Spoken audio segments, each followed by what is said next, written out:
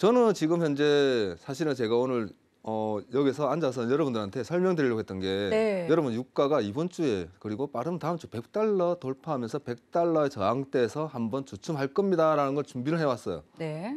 근데 이미 돌파했잖아요. 돌파했다가 한 대 어디라면서 한 대 맞고 그냥 네. 사정없이 빠졌어요. 지금 예. 굉장히 깊은 하락. 그러니까 차익 매물을 다 던지고 있는 거죠. 네. 시장에서 컨센서스가 100불이었단 말이에요. 그렇죠. 100불의 컨센서스를 갖고 있던 것이 도달하자마자 급락을 맞고 지금 현재 바닥권을 지키고 있는데 네, 굉장히 의미 있는 또 구간이죠. 이 그렇죠. 100달러라는. 100달러라는 게 그러니까 심리적인 마지노선이었던 거죠. 네. 시장에서는. 근데 그것을 하루 만에 그것도 단기간에 급등으로 강한 상승을 보인 이후에 그날 바로 900T 이상 그러니까 90불 이상이 빠졌단 말이에요. 바로. 네. 종가 마감을 90불 이하로 다 뱉어내고 그렇죠. 마감하면서 지금 현재 다시 시작을 하고 있는데 네. 그러면 시장에서 생각하니까 그럼 유가가 내려가나? 라고 생각하는데 사실은 그건 아니라는 거죠.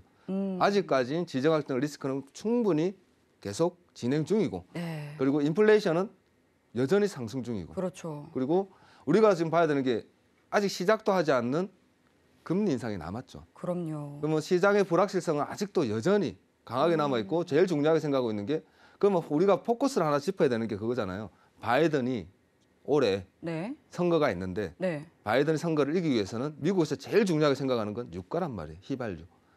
미국 사람들이 제일 중요하게 생각하는 게 휘발유예요. 네. 사람들이 이제 보통 우리가 그건 조금 미국이니까 잘 생각을 안 하는데 우리나라 같은 경우는 부동산이 요구면 네. 근데 이제 유가가 네. 소비자 물가에도 굉장히 많은 비중을 그럼요. 차지하기 때문이잖아요. 굉장히 그죠? 차지를 많이 하니까 네. 그렇죠. 그리고 미국은 또 WTI라는 그 미국 원유가 나오는 곳에서 유가가 급등한다는 것은 미국 국민들이 많은 이제 정책적인 관점에 봤을 때는 표를 얻기가 힘들다고 평가를 하거든요. 그렇기 때문에 바이든도 지금 현재 러시아 전면전 들어가면서도 제재가 굉장히 생각보다 약했다는 거죠.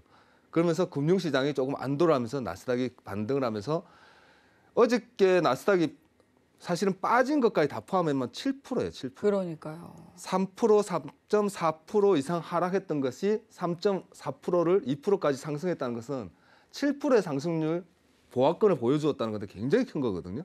그러면 7%대라고 그러면 팬데믹 전 한두 번의 7%대와 지금까지 2년 동안 한 서너 번 이상의 7%대가 밖에 안 나왔어요. 그런 굉장히 큰 보합권을 보여주면서 마감을 했는데 지금 현재 우리가 이제 주목해야 되는 것은 지나간 거 얘기할 게 아니라 앞으로 다음 주에 우리는 유가를 어떻게 내다봐야 되고 그리고 원자재 상승과 골드 하락폭 그리고 나스닥의 방향성 그리고 유가가 대해서 조금 제가 짚어드리려고 합니다. 자, PPT를 먼저 좀 보여드리면요. 자, 우리가 다음 주에 주목해야 할 이슈가 뭐 있을까 제가 대충 한 3가지 정도만 주목을 해봤어요. 러시아 네. 전면전 강행에 따른 패드의 스탠스라고 제가 제목을 가져와 봤는데 이미 국지전을 조금 시작하고 전면전으로 돌입할 거라고 봤던 시장의 컨센을 다 무너뜨리고 바로 전면전으로 들어가 있는 이상 우리가 생각해야 되는 것은 3월에 있을 패드, 3월 16일에 패드가 FMC가 있죠. 15, 16, 16, 17 사이에 있을 겁니다. 그때 금리 인상을 지금 현재 전면전에 들어가기 전에는 5%대의 0.5bp의 상승률을 보여줄 거라는 것이 가장 큰 이제 이슈였는데 많이 사그러들면서 0.25bp를 할 것이다라고 거의 이제 컨센이 잡혀 있습니다. 시장이. 자, 그런 스탠스를 어떻게 바라봐야 되는지에 대해서 좀 알아봐야 되고 미국 원유 재고 발표에 따른 유가 상승률이라고 제가 잡아왔는데 이번 주는 이미 지나가고 다음 주 유가 상승에 따른 재고분에 따른 미국이 비축유 방출이나 이런 핵 합의에 따른 네, 이런 근데 제재. 지금 하단으로 나가고 있는 네. 자막만 보더라도 지금 예측치를 굉장히 크게 상회를 했거든요. 그렇죠. 이건 지금 현재 원유가 제가 볼 땐 네. 많이 내려가네 올라가네가 되는 그리고 판단하고 단기적으로 판단해야 되는 부분이 아니라 예. 시장도 마찬가지로 장기로 보고 있다는 거예요. 저도 시장 지금 현재 미리 말씀드린다 그러면 저는 지금 현재 여러분들한테 어디까지 올라갈까요? 100불 제가 저번에 앞전에 나왔을 때 물어봤어요. 원유 100불 갈까요? 라고 물어보길래 그건 시간 문제입니다. 무조건 가죠. 그렇죠. 100달러에 네. 대한 시각은 거의 대부분이 그렇죠. 갈 것이다라고 보고 있었는데 120달러, 150달러 좀 어떻게 보세요? 저는 114달러 반경까지. 나중에 설명드리겠지만 우선은 지금 단기적으로는 단기적으로는 114불까지 열려 있고 다음 주 초반까지는 하락, 조정 이후에 반등을 다시 시작할 겁니다라고 확신하고 얘기하는데 네. 그 하락불이 97불까지는 열려 있습니다라고 제가 말씀드렸어요. 그런데 97불까지. 사실 이 유가 같은 경우는 지금 원유 재고량 발표에 따라서도 또 출렁이기도 많이 하잖아요. 출렁이죠. 근데 지금 예측치를 거의 한 10배 가량 상회하는 것으로 발표가 엄청 됐는데 이 늘어났죠. 부분은 좀 어떤 영향을 미칠까요? 원유 재고가 많다는 것은 지금 현재 WTI가 네. 원유 재고가 많은 거거든요. 예. 그러면 지금 현재 뉴스가 나오고 있는 게 미국 텍사스 그러니까 셰일 가스, 셰일 오일이 시출을 많이 하고 있다라고 지금 얘기를 하고 있어요. 그 네. 부분에 대해서 제가 지금 짚어왔어요. 안 그래도 짚어왔고. 좋습니다. 네, 그 부분에 대해서 제가 좀 설명을 짧게 시간상 좀 짧게 제가 설명을 드릴 겁니다. 네. 그리고 지정학적 리스크에 따른 골드 상승폭과 원자재 인상폭 이 부분도 제가 설명드리면서 좀 짧게 설명드릴 거고 네. 저 10년 국채 수익률 스트리밍 차트예요, 여러분들. 이게 지금 현재 이게 어제 저녁 정도 될 겁니다. 그러면서 상승할 거예요, 여러분. 2%대 2bp까지 올라갈 겁니다. 오늘 이미 2bp가 지금 현재 넘어가 있을 겁니다. 그리고 미국 10.5 국채 금리는 좀 더 상승폭을 2bp 이상, 2.2 이상 계속 상승할 거로 보고 있고 거기서 이제 소비자 물가 지수 다음 달에 나오는 것을 우리가 좀 확실히 주목을 해야 되고요. 왜냐하면 패드 3월 달에는 소비자 물가 지수를 좀 굉장히 중요하게 좀 우리가 한번 계속 봐야 된다라고 생각하고 있고 그리고 3월 FMC의 불확실성은 이미 0.25bp까지는 이제 거의 확정에 가깝게 되어 있다라고 생각하시면 될 것 같아요. 왜냐하면 0.5bp를 만일에 인상을 해버리면 지금 현재 러시아의 지정학적 리스크와 더불어서 인플레이션 상승 그리고 금리 인상의 가격한 금리 인상까지 오면 시장이 굉장히 많이 주저앉을 거라는 우려가 있습니다. 그렇기 때문에 지금 미국에서는 이러지도 저러지도 못하는 상황에서 금리 인상을 강하게 0.5bp까지 올려버리면 시장이 진짜 폭락할 수도 있어요. 저는 그렇게 보거든요. 그렇기 때문에 0.25bp에서 시작하는 게 거의 컨센이 다 들어맞을 것이다라고 보면 될 것 같습니다. 자, 그렇다면 다음 주 주목할 이슈 중에 미 원유 재고 폐폐단 유가 상승이 원유 재고가 굉장히 상회했어요. 여러분들 시추군요. 시추가 이번 주도 많이 상회했고 재고를 많이 늘면서 지금 현재 유가 상승률은 좀 100불에서 유가 상승률은 100불에서 지금 현재 하락을 보여주고 있습니다. 하락을 보여주고 있고 전면전 이후 유가 상승과 원자재 상승에 따른 물가 상승률인데 이미 100불에 도달하면서 지금 하락 조정을 주고 있어요. 여러분 조정이라고 생각해야 되지 유가가 빠지는구나라고 생각하면 안 될 것 같습니다. 아직까지는 유가 상승률에 대해서 불확실성을 가지고 지금도 아직은 진행 중이다라고 판단하면서 다음 달에도 지금 하락은 단기 조정이다라고 생각하시는 게 제일 맞습니다. 그렇기 때문에 지금 하락, 매도, 소스로 대응을 해야겠다. 물론 단기적인 입장에서는 가능하겠으나 장기적인 관점에서 3월 달은 현재 97불 그리고 크게는 114불까지 열려 있다라고 보시면 맞을 것 같습니다. 그리고 셀 원유 공급량 증가에 따른 집중을 해야 되는데 셰일가스가 지금 현재 과거에는 2012년 공급 시작할 때는 100만 배를 공급했어요, 여러분들.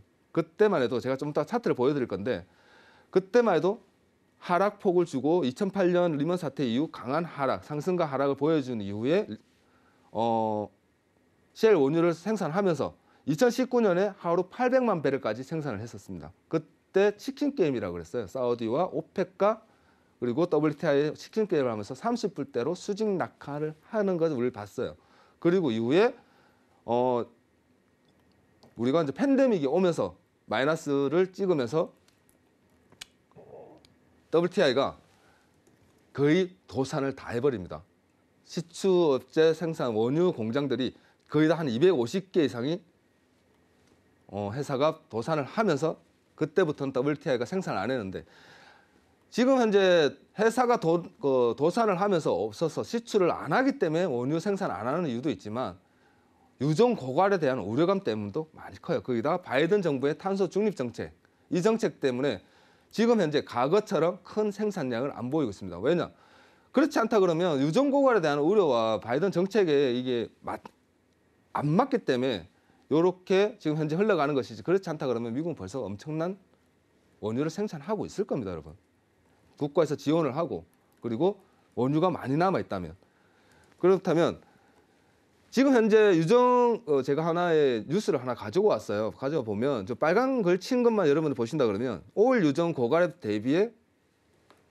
대비고 있다는 게 그 이유다라는 거예요. 중요한 것은 유정이 바닥을 보인다. 앞으로 짧으면 6년에서 10년 사이에 WTI 생산을 못할 수 있다라는 겁니다. 과거처럼 그렇게 뽑아내면 자 그렇기 때문에 지금 현재 유가는 계속적인 상승을 보일 수밖에 없고 그리고 시추는 제한적이라는 거예요. 지금 현재 텍사스주 시추는 계속 뚫고는 있으나 그 제한 폭이 굉장히 얕다라는 것을 생각하시면 되겠습니다. 자 거기에다가 현재 셰일 오일 업체 3분의 1이 파산 신청을 했고요. 그러면서 230개 업체가 파산 신청을 다 하면서 생산할 업체들이 지금 없습니다. 중요한 것은 그렇다면 우리가 유가가 저가로 지금 하락폭을 굉장히 강하게 주고 60불대와 40에서 60불대 그리고 60불대 전후의 가격을 안정권을 보이려면 지금 현재 나오는 지금 생산하고 있는 배럴에서 최소한 500만 배럴 이상은 더 생산이 돼야 돼요. 그렇지 않다면 300에서 500. 지금 이란 핵 협정을 하고 그리고 나서 이란에서 공수할 수 있는 배럴이 300만 배럴입니다. 그러면 지금 현재 가격에서 10% 정도는 더 하락할 수 있다고 봐요. 시장에서는. 그렇다면 지금 현재 80불대를 조금 90불대와 80불대를 조금 안정권에서 조금 보합을 주면서 시간을 끌어준다면 나중에는 최소한 거기서 10%대는 더 하락할 수 있다고 보는데 요것 또한 지금 현재 어렵다는 거죠. 이란이 지금 현재 제재가 들어가 있는 게 쉽게 표현하자면 달러로 결제를 해야 되는 것이 위안화로 결제를 했기 때문에 미국에서 제재가 들어갔던 거란 말이에요. 그 당시에 이유가 그겁니다. 그러면서 핵 그리고 위안화 이 두 가지 이유를 가지고 제재를 들어갔던 것이 이것을 풀기만 한다면 최소한 10%대의 하락폭은 더 올 수 있다. 그 뉴스를 여러분들 집중하셔야 돼요. 앞으로 원유에 대해서 집중하려면 WTI 생산이 많이 늘어났다에 대한 생산 강행보다는 이란 핵 협정 이후 이란에서의 공급량이 얼마나 늘어나느냐 거기에 따른 러시아와 우크라이나 사태의 그리고 이제 러시아랑 우크라이나가 조금 전면전에서 조금 수그러들 때 지금 한참 불붙어 있는 이 시장에서 조금 안정권을 찾고 이란이 마무리가 된다면 유가는 최소한 제가 볼 땐 80불대로 다시 빠질 수 있습니다. 그러나 그 전에는 우리는 계속적인 상승을 얘기해야 된다는 거죠. 자, 지금 제가 얘기해 드리고 싶은 게 차트입니다. 마지막인데요. 2010년 4월 달에 WTI 생산을 하면서 100만 배럴을 생산해 나가면서 10년 이후 새 업체가 생산을 강하게 시작하면서 이렇게 보시면 이 부분입니다. 이 부분을 넘기지 못하다가 하락을 주면서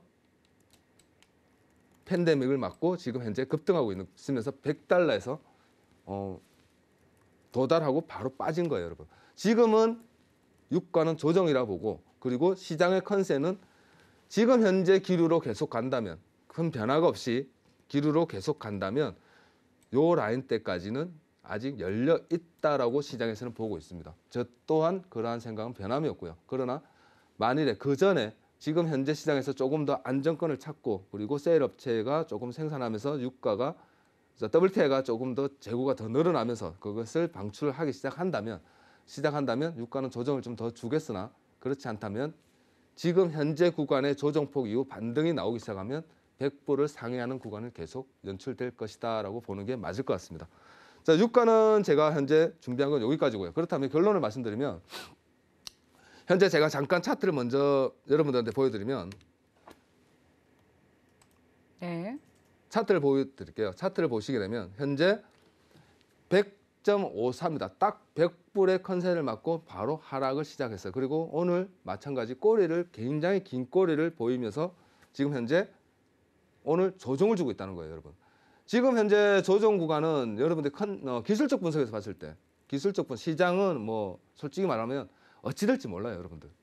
지금 굉장히 강한 불확실성에서 시장이 어떠한 조정을 보여줄지 그리고 러시아와 우크라이나 사태 바이든은 지금 현재 스위프트도 러시아와 우크라이나 사태에서 제재가 굉장히 약합니다. 그러면서 오일에 대한 부분은 아예 일체 말도 안 하고 있어요. 왜? 오일에 대한 제재는 아예 배제를 한다라고 보고 있습니다. 그러한 상황에서 상승 이후 하락 조정은 고점에서 100불대에서의 차익 매물이다. 차익 매물이 쏟아지면서 하락 조정을 주었다라고 보시는 게 맞을 것 같습니다. 기술적 분석에서. 단 11선입니다. 기술적 분석에서 조금 읽어낸다면 11선, 90불이 마진노선이지 않을까. 90불이 이탈된다면 오늘 만일에 하락폭을 좀 더 강하게 주고 90불이 이탈된다면 요 구간 내에서 90불과 85불 사이에서 조금 보합을 줄 가능성은 분명히 있습니다. 그렇지 않다 그러면 오늘 다시 반등이 나온다 그러면 여러분들이 봤을 때는 계속적인 롱 포지션, 매수 포지션으로 전략을 계속 가져가시는 게 제가 볼 때는 좋지 않겠느냐라고 보고 있고, 지금 현재 골드를 제가 조금 짚어드린다 그러면 원자재 가격이 굉장히 지금 상승폭이 두껍습니다. 굉장히 높아요. 골드도 제가 잠시 이후에 골드 차트를 보면서 제가 좀 설명을 드릴 건데, 골드는 지금 현재 계속적인 우상향의 패턴을 보여주다가 제가 어저께 노란톡에다가 제가 설명을 드린 게 골드를 제가 다시 한번 설명드리면, 골드 잠깐 보여드릴게요. 미리. 네, 골드 지금 현재 좀 1.9% 내리면서 하락세 보여주고 있거든요. 강하게 보여주고 있죠. 네, 지금 안전자산 그리고 또 뭐 국제유가 굉장히 그동안 크게 치솟았던 국제유가도 오늘은 하락세 보여주고 있고요. 조정 국면에 다 들어갔어요. 네. 그 시장이 조금 이제 바이든 대통령이 네. 어제 저녁에 기자회견을 했잖아요. 네. 그러면서 전체적으로 조금 제재가 굉장히 약했단 말이에요. 네네. 시장에서는 스위프트까지 해가지고 굉장히 강한 제재를 가할 것이다라고 봤는데, 네. 스위프트도 빼버리고, 그리고 뭐 반도체 기본 요만큼만 제재하겠다. 거기다가 병력 직접 투입하지 않고 있다는 거죠. 네. 우크라이나, 러시아 이제 둘이만 알아서 하고 우리는 그냥 EU에다 맡기겠다는 거예요. 나는 미국은 중국만 볼 것이고, 그리고 러시아는 EU에다가 지금 맡기겠다는 스탠스를 보이고 있기 때문에 네. 시장은 조금 안도를 했다고 보는 게 맞는 것 같아요. 제가 볼 때는 조금 네. 안도를 했다. 사실 이제 경제적으로는 뭐 시장은 안도하고 있는 모습입니다만, 그리고 또 최근 뭐 급등세에 따른 그런 피로도가 누적된 거일 수도 있고요. 하지만 근데 이렇게 우크라이나 그리고 러시아 둘의 문제로 내버려도 또 괜찮은 건가요? 지금 제가 볼 때, 네. 제가 솔직히 뭐 역사학자도 아니고 네. 어차피 우크라이나와 러시아는 한 집안이잖아요. 과거에 봤을 때는 한 나라였단 말이에요. 네. 그잖아요. 한 나라였던 것이 그 뭐 과거로 한참 멀리 내려가면 그때 몽골이 쳐들어와서 쪼개지면서 좀 벌어진 건데, 어차피 우크라이나가 동부가 돈바스 지역이 어차피 러시아 국경 지역이었어요. 네. 그리고 인구가 딱 우리나라하고 굉장히 비슷해요. 그 우크라이나가 보면 우리나라 사정하고 굉장히 비슷합니다. 그러니까 지역이 틀리고 언어도 다르다는 거죠. 그쪽 지역이. 그러면서 거기서 이제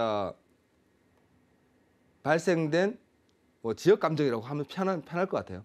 거기서 이제 대통령 선거 이후에 대통령 선거를 뭐 잘못했다라는 이유 등으로 러시아가 지금 침공을 한 것인데, 사실은 집안 싸움이라는 거죠. 어찌 보면 집안 싸움이다라고 얘기를 하는 건데, 그래도 국제전이잖아요. 사실은. 네. 어찌 보면 국제전인데, 제가 볼 때는 미국은 제가 생각할 때는 발을 뺄 것 같아요.